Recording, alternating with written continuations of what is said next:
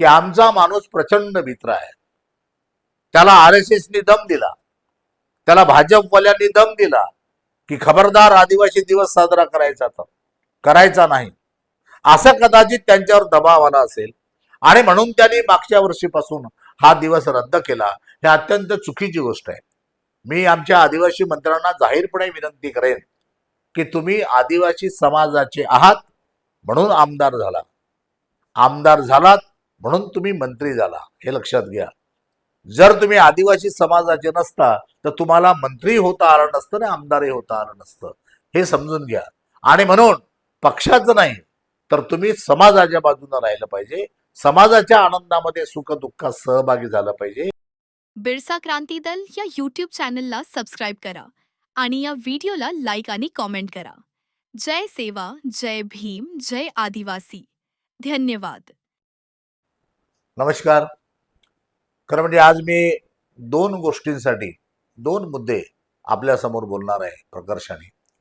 आणि काल आपल्याकडे एक मुद्दा, काल पूर्ण जगामध्ये 9 ऑगस्ट हा जागतिक आदिवासी दिन म्हणून साजरा केला जातो.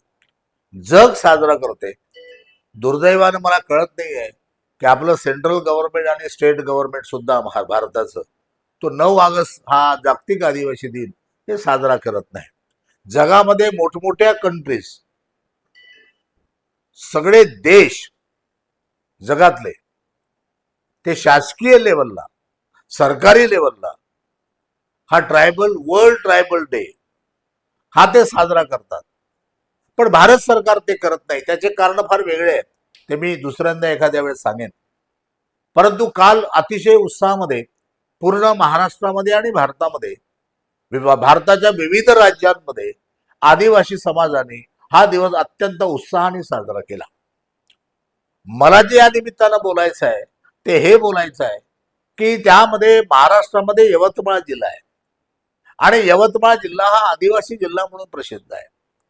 असं असताना आणि गंमत म्हणजे महाराष्ट्राचा आदिवासी विकास मंत्री हा यवतमाळचा माणूस आहे.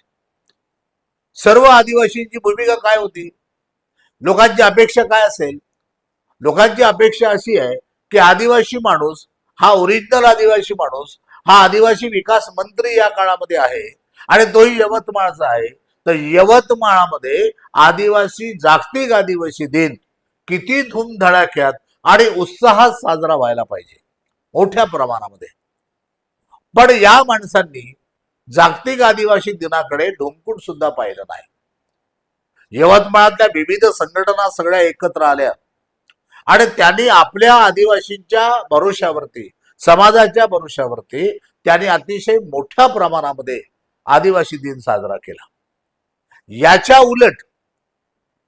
उलट हे बघतोय की यवतमाळचे पालकमंत्री सन्माननीय संजय भाऊ राठोड यांनी मात्र या आदिवासी दिनामध्ये पुढाकार घेतला. आणि पुढाकारच घेतला अशातला भाग नाही. तर मला ते काही क्षणचित्र मी बघितले ते मला जाणवलं की या माणसांनी यवतमाळातल्या कोरामपोळांमध्ये जे आदिम समाज आहे, अति दुर्गम भागामध्ये राहतात, अशा लोकांमध्ये जाऊन त्यांनी कालचा जागतिक आदिवासी दिन साजरा केला.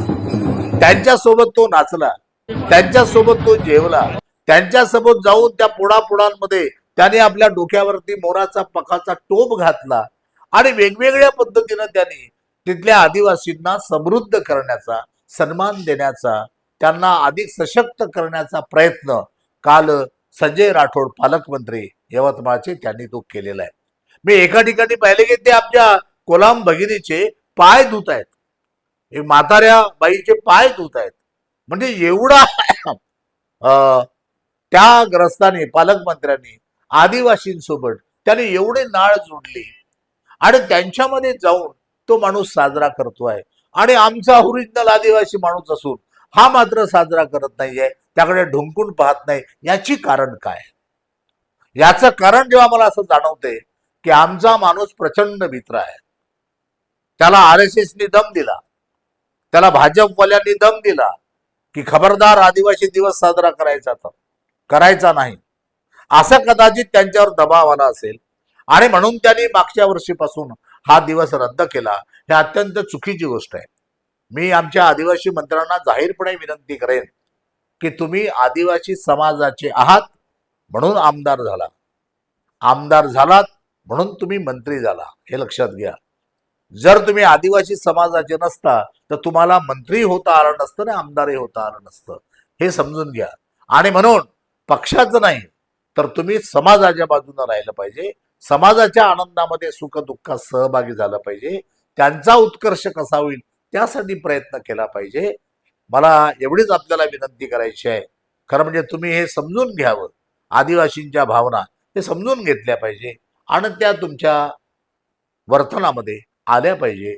अतिशय कोणाच्याही दबावाला बळी पडू नका. जर तुम्ही आदिवासींच्या सुखदुःखात सामील झाला तर समाज तुमच्या सोबत राहील. केवळ पैशानी किंवा पक्षाच्या काहीतरी बाणगुळांच्या भरोशावरतीच मी नेहमी जिंकतो, कमी त्याच भरोशावर राहील असं कोणत्याही मंत्र्यांनी आमदारांनी समजू नये खरं म्हणजे. आणि म्हणून या निमित्तानं मी आदिवासी आपल्या यवतमाळ जिल्ह्याचे पालकमंत्री संजय भाऊ राठोड यांनी जी भूमिका काल 9 ऑगस्टला घेतली त्या भूमिकेचं मी आपल्या सर्वांच्या वतीनं त्यांचं अभिनंदन करेन. धन्यवाद.